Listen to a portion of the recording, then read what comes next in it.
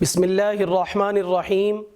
الحمدللہ وکفا وسلام علی عبادہ الذین اصطفیٰ اما بعد۔ محترم سامعین و ناظرین، رمضان المبارک کا مقدس، پاکیزہ اور بابرکت مہینہ اپنی تمام تر رحمتیں، برکتیں، سعادتیں اور خوشبختیاں اور مغفرتیں اپنے دامن میں لیے ہم پر نچھاور کرنے کے لیے بالکل ہمارے قریب ہے۔ ہم اہل ایمان کی یہ بہت خوش قسمتی ہے کہ اللہ تبارک و تعالی نے اپنی مشیت، اپنی حکمت اور اپنی قدرت سے ہم اہل ایمان کو جناب رسول اللہ صلی اللہ علیہ وسلم کے مبارک توسل سے یہ ماہ مقدس عطا فرمایا ہے۔ اس ماہ مبارک کی خاصیت اور خصوصیت یہ ہے کہ اس کی ایک ایک گھڑی بابرکت اور رحمتوں والی ہے، وہ گھڑی دن کی ہو یا رات کی ہو، اور اللہ تبارک و تعالیٰ نے اس میں ایسی برکتیں سمودی ہیں کہ رمضان المبارک سے پہلے کی جانے والی نیکی اور رمضان میں کی جانے والی نیکی میں عبادت کے اجر کے اعتبار سے بہت بڑا فرق ہے۔ جیسا کہ حدیث طیبہ میں جناب رسول اللہ صلی اللہ علیہ وسلم نے ارشاد فرمایا کہ رمضان المبارک میں کیا جانے والا نفل یہ عام دنوں کے فرائض کے برابر ہے، اور رمضان میں ایک فرض کی ادائیگی یہ رمضان سے ہٹ کر باقی مہینوں میں 70 فرائض کے برابر اجر رکھتی ہے۔ تو یقیناً یہ میرے اور آپ کے لیے بہت بابرکت اور خوش قسمت مہینہ ہے جو اللہ تعالیٰ نے مجھے اور آپ کو عطا فرمایا ہے۔ اس میں جتنی زیادہ ہم نیکیاں کر لیں گے وہ میرے اور آپ کے لیے باعث برکت ہے، اور یہ مبارک مہینہ ہی نیکیوں میں اضافے کے ساتھ ساتھ اللہ تبارک و تعالیٰ کے ساتھ اپنے تعلق کو مضبوط کرنے کے لیے ہے۔ قرآن و سنت کے اندر جتنی بھی احادیث کے اندر اذکار کی اور دعاؤں کی تفصیلات موجود ہیں وہ ساری کی ساری اپنی جگہ پر مستند بھی ہیں اور باعث برکت بھی ہیں۔ رمضان المبارک میں خاص طور پر آپ صلی اللہ علیہ وسلم نے صحیح ابن خزیمہ کے اندر امام ابو بکر محمد بن اسحاق بن خزیمہ السلمی النشابوری المتوفہ 311 ہجری نے سلمان فارسی رضی اللہ تعالی عنہ سے ایک روایت نقل فرمائی ہے جس میں آپ علیہ السلام نے 4 چیزوں کی رمضان المبارک میں خاص طور پر کثرت کرنے کا حکم دیا ہے۔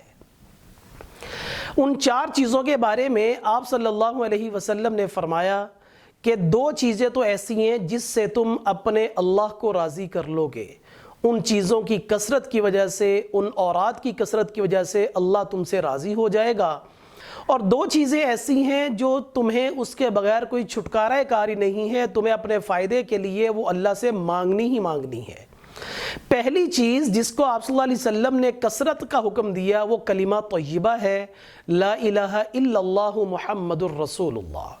اور دوسری چیز جس سے اللہ کو ہم راضی کر سکتے ہیں وہ استغفار کی کثرت ہے، استغفر اللہ ربی من کل ذنب واتوب الیہ، یا استغفر اللہ الذی لا الہ الا هو الحی القیوم واتوب الیہ۔ تیسری چیز جس کے بارے میں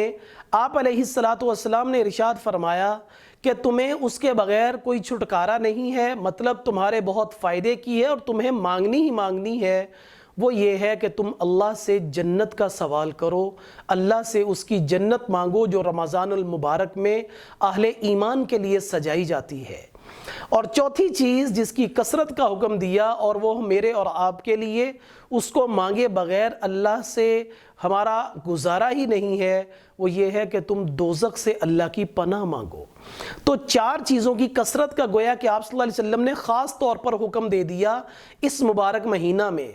ان اوراد کا جو آپ علیہ السلام خاص طور پر کسی وقت یا کسی مہینے میں پڑھنے کی تعلیم فرما دیں، ان کا اور دوسرے اذکار کا فرق یہ ہے کہ ان الفاظ نے، ان دعاؤں نے زبان اقدس سے ان دنوں کے اندر قبولیت کے راستے دیکھے ہوئے ہوتے ہیں کہ آپ علیہ السلام کی زبان مبارک سے خاص رمضان کے دنوں کے اندر جب ان 4 چیزوں کی کثرت کا حکم دے دیا گیا تو گویا کہ یہ قبولیت کے راستوں پر گامزن اذکار ہیں۔ اہل علم نے ان چاروں اذکار کو